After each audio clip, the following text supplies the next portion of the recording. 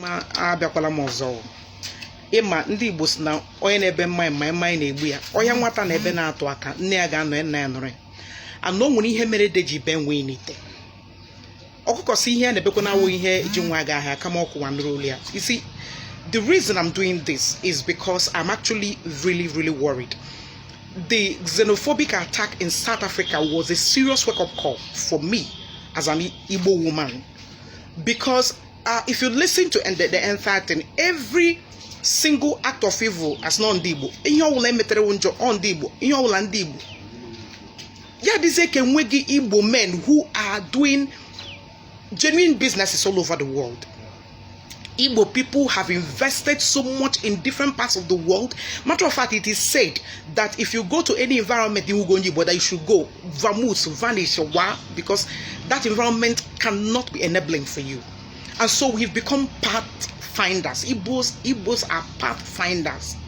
But at the end of the day, after finding the path, these people will always conspire to label us with bad names, give a dog a bad name, and send the dog away. And then they collect our properties, they collect our investment, and then we come back home with nothing. And that has got to stop. And how do we stop it? By investing in our environment. As much investments as you make outside, try and bring the investment back home so that you can have a fallback.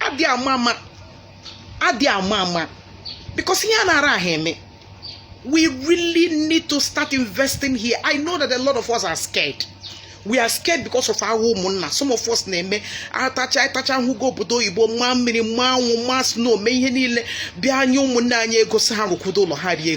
for the self go make business happy the money. For the self lot hire armed robbers or they will do one thing to kill you, but some who invest in a state, maybe the multiple taxation, the kind of laws in the state will not enable you to invest properly.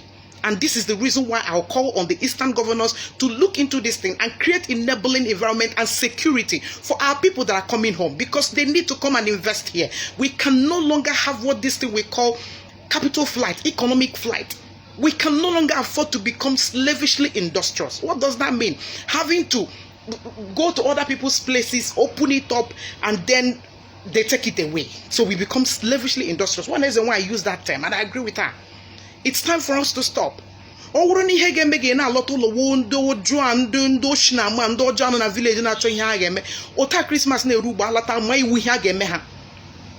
create internal policing, internal security in the villages. A lot of villages now when security, how many vigilante groups? We man ana some babu agok ana zakono obi oha na nkete ike because of here enwege ebe aru na anogi. That we am the kuna is true. Onwege ebe aru na anogi. There's the nwege any tribe where the monopoly of evil, so we cannot, because of those things are na na village or here na my agbafo. No, ayaga agbaporo ha okay di begwo acha ana ejunwa di bele amboro gwa na meku here all the time. We cannot run from them. Ali obi awuru dike it means that you need to come back home, subdue the environment. We need to outgrow this fear. We need to outgrow the fear of they will kill me. No, they will not kill you. Your life is not in their hands. Rather, they will no, they cannot.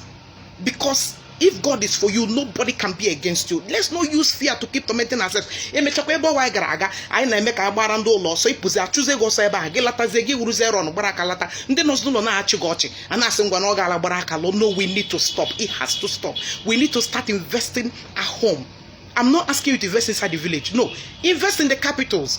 Let's industrialize our capital cities. If possible, industrialize your village on way home. Let us create and sustain investments in our people. Let us empower our people. The typical Igbo man when empower her all time they share me. And we cannot stop Makandojo. We can't. And coming to think of it, right now that I respect a lot, and I will use the opportunity to greet them. I got draw her a lot. I got Gamma Hammer, Tufshendoja, and we can invest in a Libo. Madodika Dr. Chechuku Samson Oga Masters Energy. If you go to Onakuturu today, that man built company, you will not believe it, and they make a kedia. And they assembly kedia.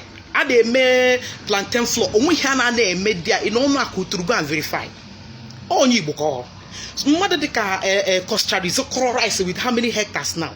somebody like Innocent, Chris, Innocent Motors. Even I name a motor na Igbo, but ija webu. Onye de kachi ifale no onye ma look at him wa amade amere. Oya wonye nwuri kiga polatara yu munna ye ndị chụrụ ndị a chụrụ imere ya ahụ. Ndị de ka Ifeanyi Uba capital lawyer biko nwe nke m na-echeta gị kpọrọ m enwere ụmụ Igbo ndị na-tinye aka gị kwuo maka ekele onye aka dị ya agwọta ọzọ. Anyị ga-ajụ ha gịnị ka ha mere nwee ike imenwu invest n'ala Igbo nwe ihe na-eme ha. Biko na ụmụnne m eji m Chineke dị ndụ ya ayo ka anyị nwee ike stop economic flight from the east, capital flight from the east, and we need to stop being slavishly industrious. We need to invest. We need to invest in our places. We need to empower our people. We need to create jobs for them, because when you invest outside, you empower those people, and your people are in the village. Now I get 10 kobo, 20 kobo. All prayer this Christmas I get me onyo wola wonyo jo na ga eme nwatakịrị latacha hụ ye ala achọ m ikwu ya mchiri kwuba mana o ruole mgbe anyị ga-eleru anya n'ụlọ ụkwụ na anyị na mba arịa anyị mma yodo ọnụ n'uyo. O nwere egwu enya agụrụ enyere ibe nye m onye gara inye m ka ọma enyere ibe nye m onye gara inye m ka ọma achị meme nna m ebere enye ibe nye gị a ga-enyeruru gị ya. Nke m dịrị m nke mefuna obi mechina afa mefuna somadina ekele dịrị unu.